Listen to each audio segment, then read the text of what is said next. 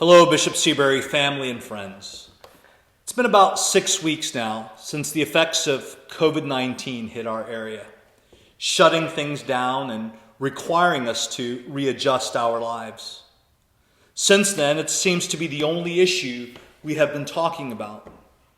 We may try to escape it or try to take a break from the news, but it's just there because it has affected every area of our life.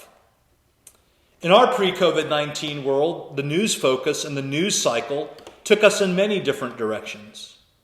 Whether it was the elections, tensions with Iran, a terrorist attack in Europe, or a cheating scandal in Major League sports, or to some crime that took place in another part of the state or some local event, we had a plethora of information that would come our way, news that would be insightful, but it really didn't affect us for the most part of our daily lives, particularly our routines. However, since mid-March, there's only really been one issue that has dominated the news cycle. Whether you are here in southeastern Connecticut, in Los Angeles, in New York City, London, Nairobi, Jakarta, or Tokyo, the whole world, the single issue that is dominating the world is COVID-19. Mark Sayers, the pastor of Red Church in Melbourne, Australia, noted in a recent podcast interview that at the moment we have become a single issue world. COVID-19 is a shared global experience. Now, whether you're talking about the elections, talking about the economy, talking about the local news, international affairs, or simply even talking about sports, it involves the impact of COVID-19. Simply put, this virus has permeated every aspect and fabric of our cultural, social, political, and economic life. It is also shaping our religious and spiritual life. As I've said before, we've not seen anything like this on this global scale since World War II. What we're going through is definitely a historic time. In the midst of all of this, there is a cacophony of noise and information from multiple directions, and at times it can become overwhelming rather than helpful. The information overload of varying opinions, perspectives, and the varying agendas creates more confusion and uncertainty.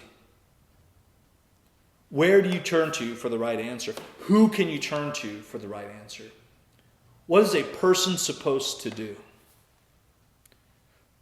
There's one thing we can definitely do, and it's something I have been encouraging all of us to do, and I keep repeating it over and over again since this pandemic broke out, that it is for us to grow deeper in our walk with God.